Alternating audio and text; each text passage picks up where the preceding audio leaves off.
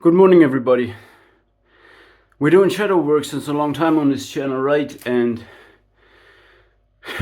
actually, I had problems finding the blind spot in me because, as that I come from narcissistic psychopathic abuse. That's the background of my channel. And we learned that narcissists repress shame, psychopath represses emotionality and empathy and anxiety. And I did not find that in me, right? So I was like, I have no shadow, where is my shadow?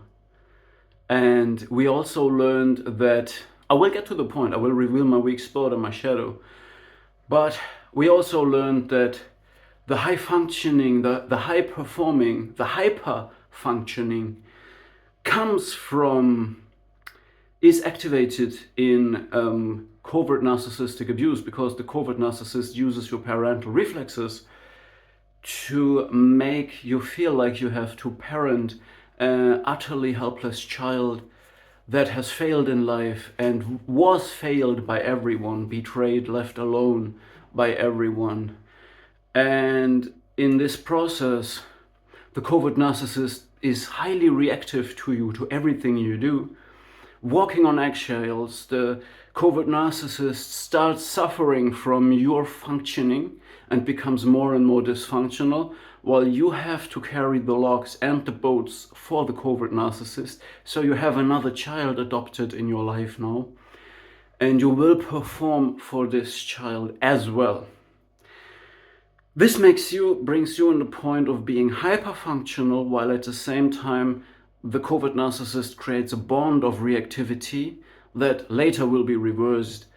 And this is what we learned, right? So also what I have learned is that to not let the narcissistic abuse and this reactivity that has been established and then later reversed by the covert narcissist when they discard you and project their shame on you, to not let this determine your life, you need to go back further in your life, in your own childhood, and there you will find your blind spot. So we learned that, and I today, by also finding myself in the mentality of David Goggins, the motivational speaker and former Navy SEAL, I saw this high-functioning, hyper-functioning approach that he uses as a trauma response as well. He wants to build mental callus, means he identifies with his omnipresent pain. David Goggins identifies with the omnipresent pain of betrayal and a lack of protection of others, and therefore becomes hyper-functioning, always on alert, has the foxhole mentality, is defensive, and is a fighter, and so on and so on. So this is a trauma response. And the weak spot of this is real self-compassion. And now I want to reveal the possible shadow of me that I was unable to find easily, because I was learning about, again, the shadow of these people who abused me and how they did it. So they repress shame, and the covert narcissist is impotent and has failed in life, is not a fertile person. And then they conclude, I have this victimhood mentality, and now I'm a wounded healer. I have found out what the problem was. The problem was I try to function, but I can't because the world is evil.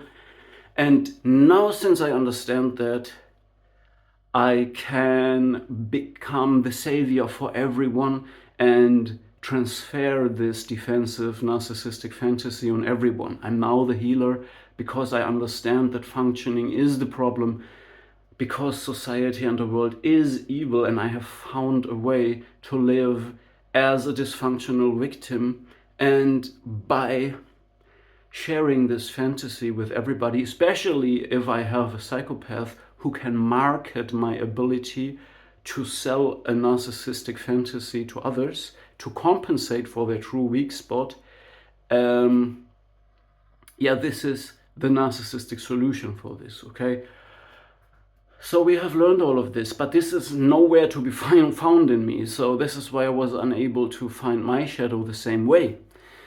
But when I go back further in childhood, and when I compare myself to this David Goggins mentality and hyperfunctioning that I observe in myself, the thing is that people like that, and this was the entry point of the parasite, the predatory parasite, the COVID narcissist and the psychopath, they use the childhood wound of being abandoned and not nourished. So it could be you have a masculine figure that did not consistently give you the safe feeling of being protected, and you had a mother that did not consistently, was not able to nourish you enough.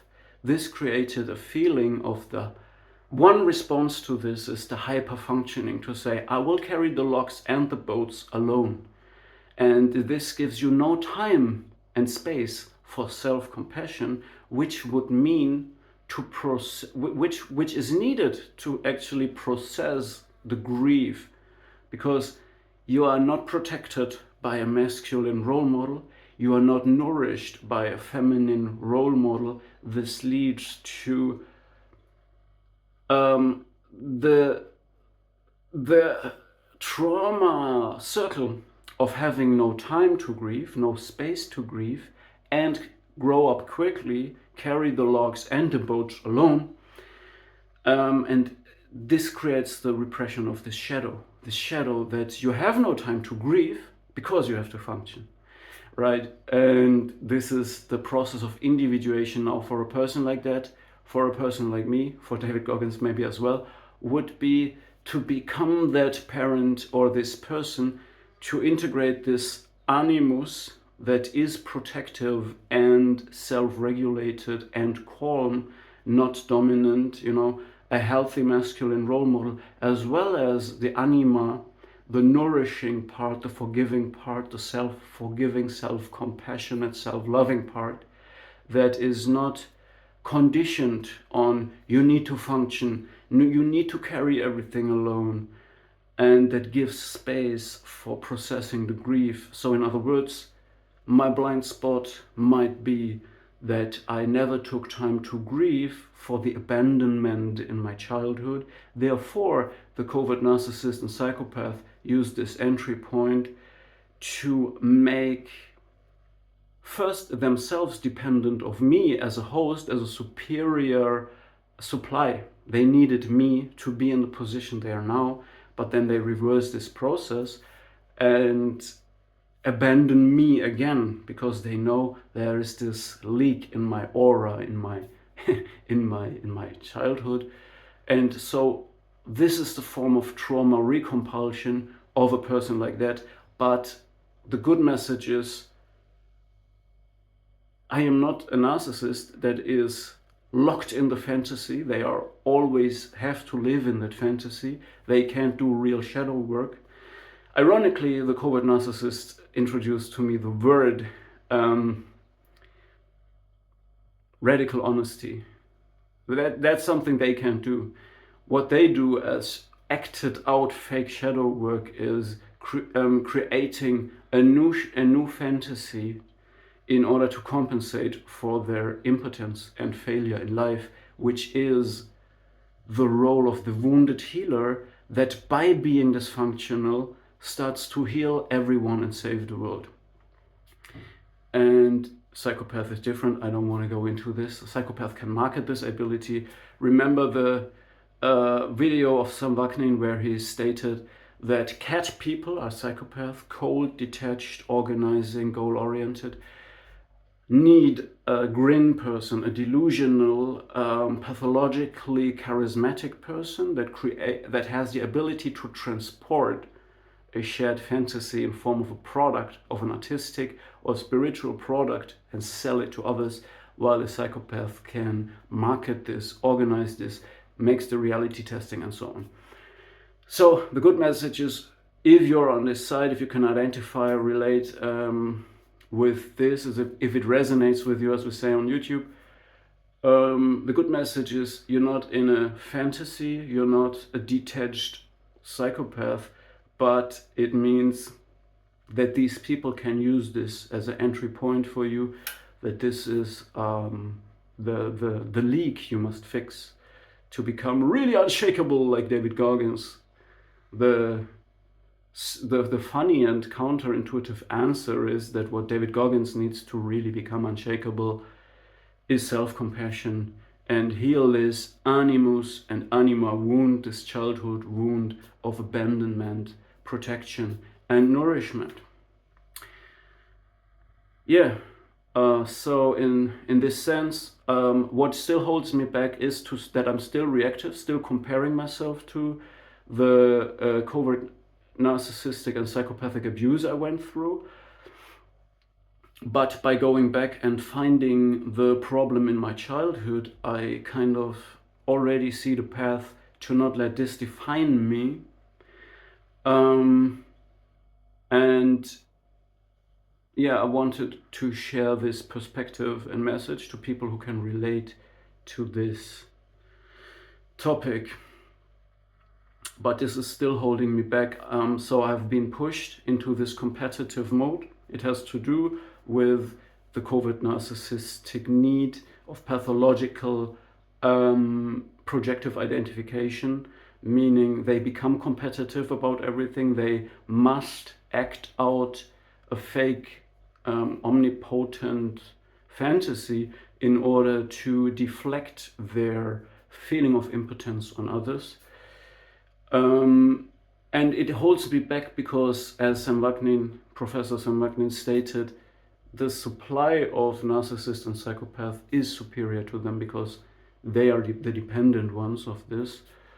But as long as we're in the reactive pattern still, and as long as we don't go through the grief, this is the reason why we're still reactive, still kind of have to show these people their dysfunction, mirror back that what they wanted to deflect on us. But I think in this video I revealed my vulnerabilities, my weak spot, and this is the way to get out of these patterns. In this sense, if a covert narcissist and psychopath is watching this video, you can suck my weak spot literally, and see you in the next video.